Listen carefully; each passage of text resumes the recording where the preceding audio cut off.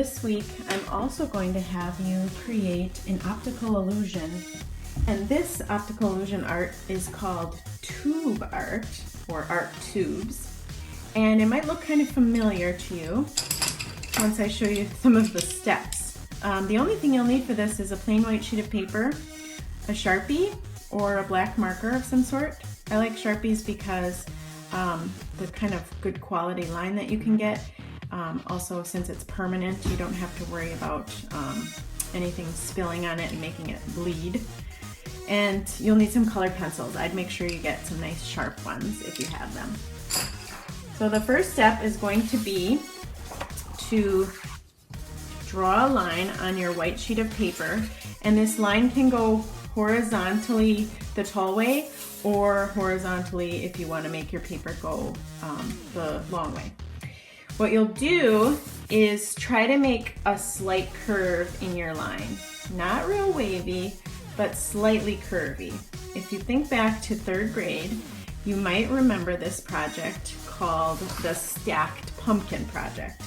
And we're starting off with the same steps as our stacked pumpkins, only we take it a step further and make all of our curved lines extend to the edges of our paper. And that's what creates this kind of optical illusion of these 3D shapes. They almost kind of remind me of like Dr. Seuss or Alice in Wonderland type of illusions. So what you'll do after your curve is make just, I'd say 5, 6, 7 dots. Okay, so 5 to 7 dots, 1, 2, 3. They can be spaced out, 4, 5, 6, 7. They can be spaced out differently. I'm gonna add actually another one right here. So I have a total of 8 dots. And you're going to start out by connecting from the top of the line a slight curve to the dot. So I'm making just kind of like a little lump or a bump.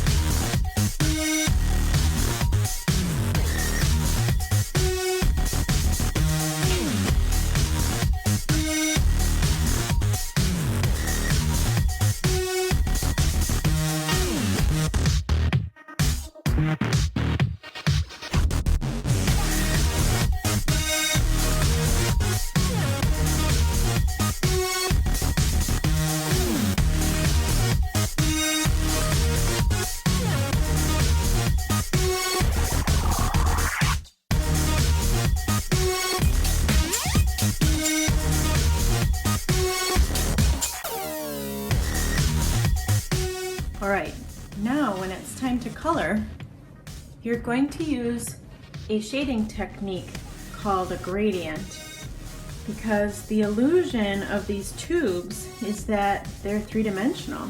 We want people to think that they're actually sticking out towards us. And I brought my coffee mug because this is a great example of what we're trying to achieve. This cylinder has this highlight on it where the light catches the top edge of the curve.